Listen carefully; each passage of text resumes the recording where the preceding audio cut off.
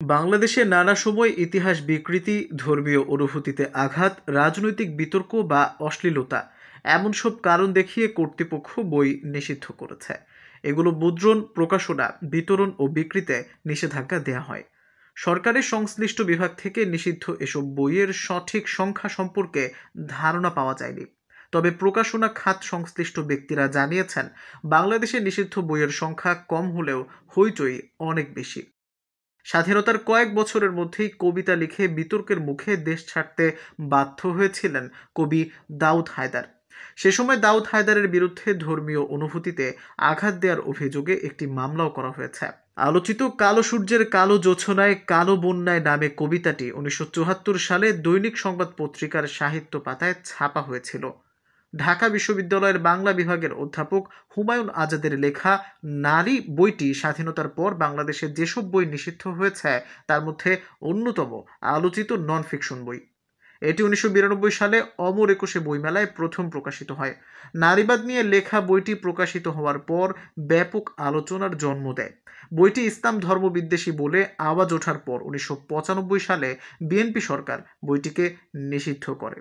4.5 বছরের আইনি লড়াই শেষে 2000 সালে বইটির উপর নিষেধাজ্ঞার আদেশ অবৈধ বলে রায় দিয়েছিল আদালত। অধ্যাপক হুমায়ুন আজাদ তার বহুমাত্রিক লেখালেখির জন্য সুপরিচিত ছিলেন। পরবর্তীতে তার আরও কয়েকটি বই নিয়ে আলোচনা, সমালোচনা, বিতর্ক হয়েছে।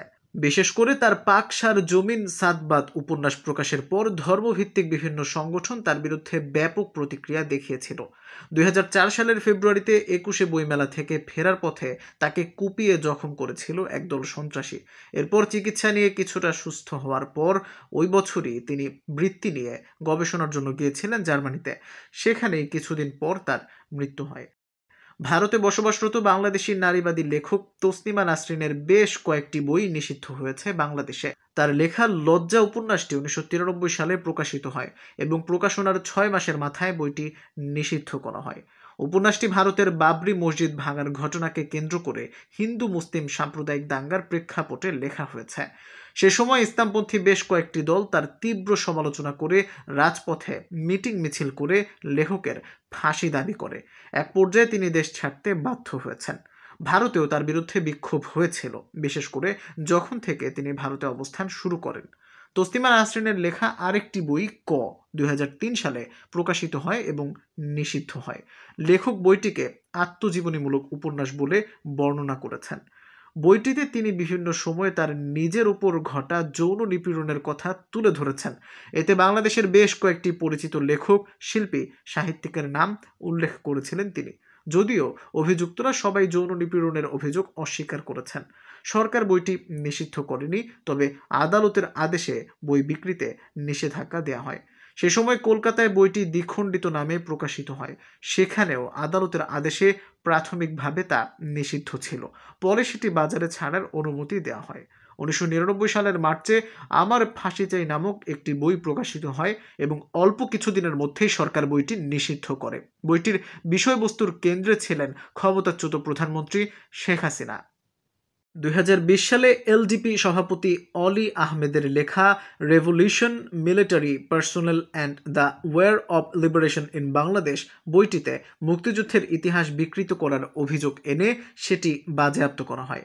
পৃথিবীর অনেক দেশে অনেক নামী লেখকের কিংবা পাঠকপ্রিয় বই নিষিদ্ধ হওয়ার উদাহরণ রয়েছে।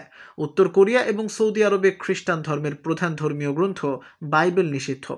অবিভক্ত ভারতে একসময় বাংলাদেশের জাতীয় কবি কাজী নজরুল ইসলামের বেশ কয়েকটি বই নিষিদ্ধ হয়েছিল। মুক্তিযুদ্ধের ডেপুটি চিফ অব স্টাফ অবসরপ্রাপ্ত air vice marshal A K Khandakar রচিত 1971 ভেতরে বাইরে বইটি 2019 সালে প্রত্যাহার করে নেয়ার ঘোষণা দেয় প্রকাশনা সংস্থা প্রথমা। বইটির একটি স্থানে লেখা ছিল, বঙ্গবন্ধুর এই ভাষণেই যে মুক্তিযুদ্ধ আরম্ভ হয়েছিল তা আমি মনে করি না।